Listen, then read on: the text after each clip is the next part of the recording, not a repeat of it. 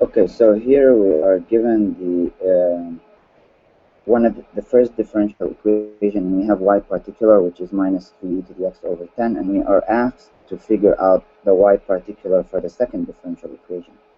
Now notice that the left-hand side of the differential equation, which is the homogeneous part, is identical in both cases. The only difference is on the right-hand side, which is the non-homogeneous term. And so the way we do this is we see how the non-homogeneous term on the first equation relates to the non-homogeneous term in the second equation, and whatever that constant is, if it's a constant, that carries over to the particular solution as well, and we can get to the particular solution of the second differential equation by applying that same constant on the y particular from the first differential equation to get this next. In other words, let me illustrate what I mean. So, like, the question is, what did we do to get from 3e to the x to minus 5e to the x? Let's say we multiply this by some constant k. And this will be the same constant k that you would have to multiply the y particular by to get to the y particular of the second one. And here, from this, we can solve for k. So we can get k equals minus 5e to the x over 3e to the x.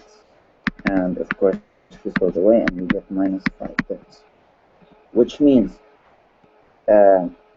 since this is the k, it's got to be the same k that takes us from the particular of the first one. So that means the y particular of the first one, which is minus 3e to the x times over 10, has to be multiplied by that same k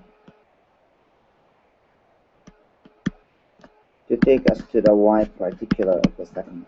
So the constant of proportionality holds true between the non-homogeneous terms as well as the particular solution of the differential equation. So it's the same constant that took you from the non-homogeneous term of the first to the second, which turned out to be minus 5/3, have to also be multiplied by the particular solution of the first one to give you the particular solution of the second differential equation. And if I solve for this, I would get y particular equals, and the 3 go away, we get minus 1/2 e to the x plus 5 and 10 simplified to 2. And so y particular of the second equation is minus 1/2 e to the x. It's a very simple idea. As long as the left-hand side is identical to the right-hand side, the left-hand side is identical in both differential equations, and if the non-homogeneous term is a constant multiple of the other, then whatever that constant is has to be the constant multiple of the particular solution of the two differential equations as well. That does it for the question.